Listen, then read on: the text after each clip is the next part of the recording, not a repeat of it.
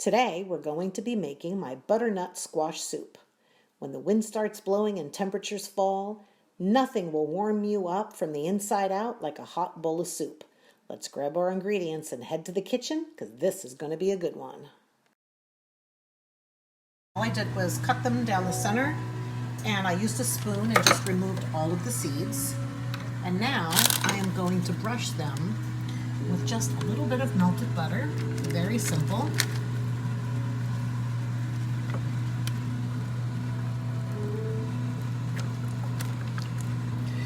And I'm going to give them a little bit of salt. The salt is not only going to add to the flavor, but it's also going to help render all the water that's in there. There's a lot of water in squash, as you know. And I'm going to put a little bit of fresh cracked black pepper on these as well. And I have an oven preheated to 350 degrees. And I'm going to place them in the oven for about 15 minutes. I don't want them so tender that they're falling apart like mush. I'm going to pull them in two different stages. I'm going to pull one when they still have a little bite to them, and then I'm going to pull the others when they are fork tender. And the reason that I do that is because after I puree the soup, I like to work some chunks throughout it, and so I'll use the more firm pieces. Okay, so these have been cooking for about 40 minutes, and I just want to test them and see. Oh, these are perfect. Okay, so I'm going to take two halves out right now, and I'm going to put them to the side, and I'll use those to add the texture to the soup when it's finished, and I'll let the rest continue to cook for at least another 15 minutes. Okay, so I've pulled the last of the butternut squash out of the oven, and I'm going to let them sit on my stove and cool for a little bit. Now at this point, if you wanted to, you can put them in an airtight container, and you can put them in the refrigerator, and you can finish making your soup tomorrow, or you can let them get to the point where they are cool enough to handle, and you can make it now. That's what I like about this soup. You can prep today, cook tomorrow, or take it from raw to cooked all in one day. So in a pot now, I am sauteing medium-sized onion with a generous amount of sage and a half a shallot. And I'm doing that in 2 tablespoons of butter and 2 tablespoons of oil. Now, if you don't have a shallot, that's fine. Just use a large clove of garlic. And I'm going to cook these until the onions begin to caramelize and all of the flavor is cooked out of the sage. And then I'm going to remove the sage and we're going to add the squash. So this has been cooking for probably another, 10 minutes. And I've been turning them in between, keeping them moving. And they're exactly where I want them to be. So now I'm going to take all of that beautiful squash, and I removed it from the skin. Put that in there. So this has been simmering for about 10 minutes on a low gas. I want to make sure we don't burn it. Now I'm going to turn the gas up a little bit now, and we're going to add our liquid. And again, like I said, you can add chicken stock, you can add vegetable stock or water. I'm going to use water. And I'm going to start off with 4 cups. And if I need to add more to that, I can always do that later.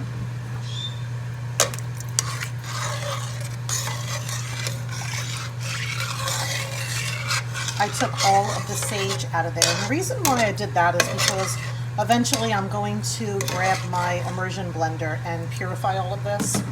And sage, when it's cooked, can almost be like leather, and it would not have completely dissolved, and so it would have left little fibrous bits inside there that would not have been very palatable. So I'm going to let this come back up to a simmer. I'm going to see if I need to adjust the seasoning. I'm going to also grab some additional herbs, and we're going to finish this up. Okay, so this has been simmering for a few minutes now. I added a sprig of fresh thyme to this. If you don't have fresh thyme, you certainly can use dried. I would say about a teaspoon will work the same. And I'm going to just let this continue to simmer now for another 5 or 10 minutes. So the soup has been simmering for about 10 minutes.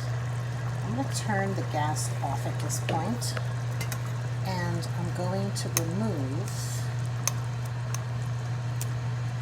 thyme that we put in before. This is why I left it whole, because it's just so much easier to retrieve in one piece. Now I'm going to grab my immersion blender and I'm going to pulverize the soup.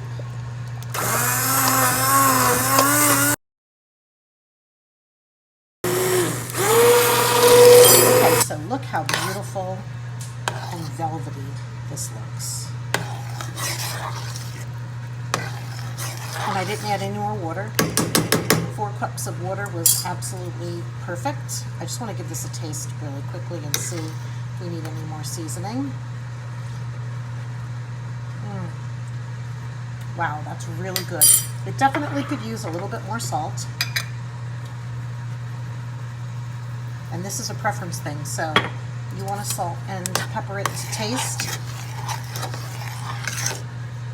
If you wanted to, you could also put in just a small amount of fresh nutmeg. You could grate in maybe, 1 or 2 quick gratings in there. It'll give it a nice little background flavor. I'm not going to do that today. I think I am just going to leave it just like this. And the last thing I'm going to do is grab the squash that we kept out. Remember, I put to the side a squash because I want to put some chunks in here so that when you eat the soup, it's not just completely creamed. It has a little more substance to it. So what I have here is that cut up squash that we kept out, and I'm adding that back in just for a little bit of texture. You don't have to do this step if you don't want to, but I like the way the texture adds, a variety when you're eating this, so it's not all completely smooth. You've got some bits there to chew on. Now I'm just going to turn the gas back on,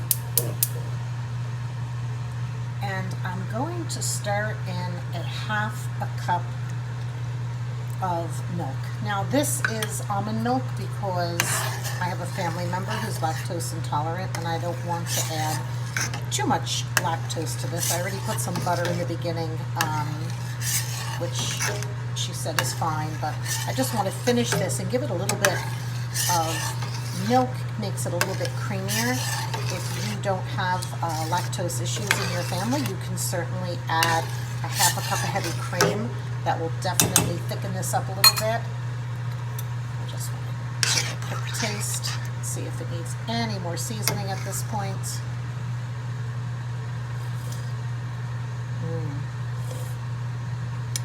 That's really good. The only thing that I do think is I need just a little more salt. And again, like I said, salt and pepper to taste. That's your preference. It's hard for me to tell you. That was maybe another 1/4 teaspoon. I think that'll do it just perfectly. And now I'm going to go ahead and plate it.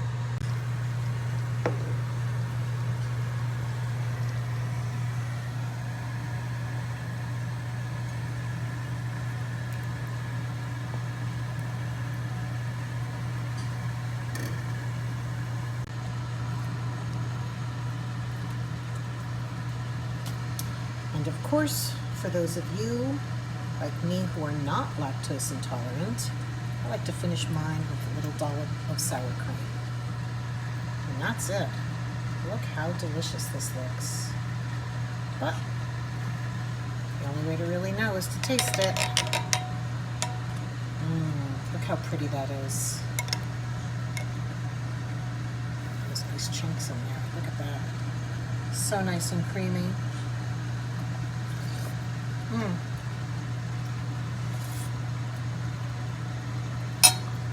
That is really, really delicious, but don't take my word for it.